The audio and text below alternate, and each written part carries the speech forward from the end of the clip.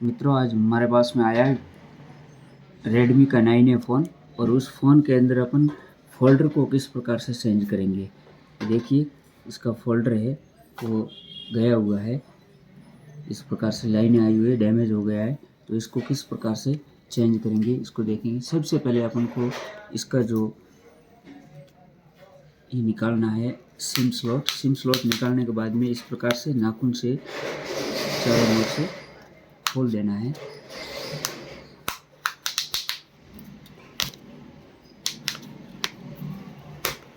खोलने के बाद में इसका पैनल एक साइड कर देना है। खोलने के बाद में इसमें यहाँ स्क्रू दे रखे हैं, सभी स्क्रू अपन को खोल देना है। स्क्रू खोलने के बाद में इसका जो पैनल है वो खोलना है। मित्रों, कुछ मॉडलों के अंदर कॉम्बो डबल बेल्ट के होते हैं और कुछ मॉडल होते हैं उसमें सिंगल बेल्ट ही होता है।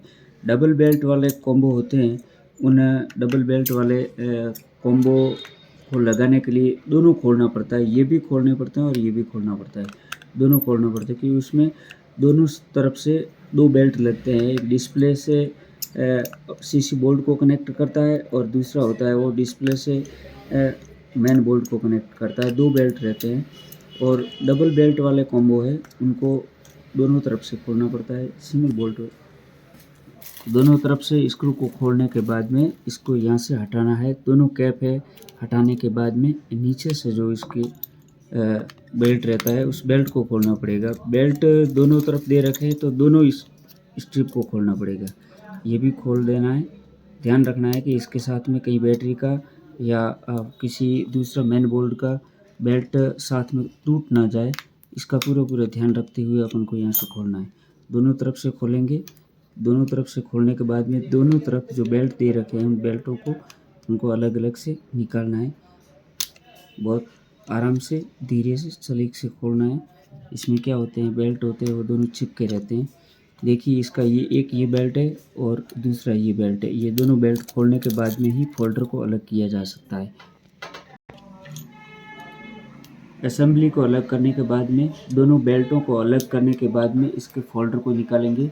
फोल्डर को निकालते समय ध्यान रखें किसी भी एक ही कोने से निकाल दें और एक ही कोने से ब्लेड की सहायता से या किसी और की सहायता से अपन को एक साइड से ऊपर करना है। फोल्डर को फ्रेम से अलग करना है। अलग करने के बाद में ध्यान दें कहीं फ्रेम टूट ना जाए। फ्रेम को बचाते हुए किसी भी ग्लास के बैक पन्नी से धीरे धीरे इस प्रकार से अपन को फ्रेम से अलग करना है। चारों तरफ से कॉम्बो को अलग कर देना है, फोल्डर को अलग कर देना है। फोल्डर को अलग करने के बाद में फिर इसको निकालना है। निकालने के बाद में फ्रेम को अपन अच्छी तरह से साफ़ कर देंगे।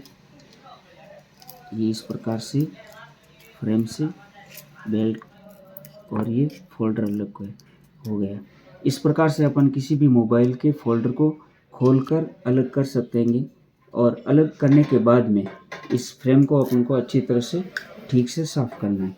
ये फ्रेम है, मशीन के माध्यम से करो या किसी सिमटी या किसी कंपीले आइटम से भी अपन इस फ्रेम को ठीक से क्लीन कर सकते हैं। और ठीक से क्लीन करने के बाद इसके ऊपर नया अपन फोल्डर बैठाएंगे।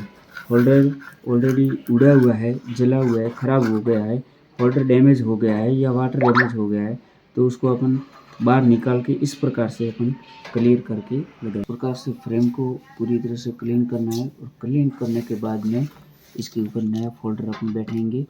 नया फोल्डर बैठाने से पहले ध्यान दें इसके अंदर ये दो जगह दे रखी है, एक ये सेंसर की जगह दे रखी है, इसके ऊपर गम नहीं लगाए। सेंसर की जगह हमेशा खाली रहनी चाहिए। सेंसर की जगह पर गम लगाने पर व्हाट्सएप की वॉइस क्लोज हो जाती है और जब मोबाइल में कोई कॉल आएगा तब आपका डिस्प्ले है वो ब्लिंक हो जाएगा, यानी बंद हो जाएगा, जिसमें डिस्प्ले में आपको नंबर शो नहीं करेगा। इस प्रकार से गम को लगाते समय और फोल्डर को लगाते समय ये सावधानी ज़रूर बरतें।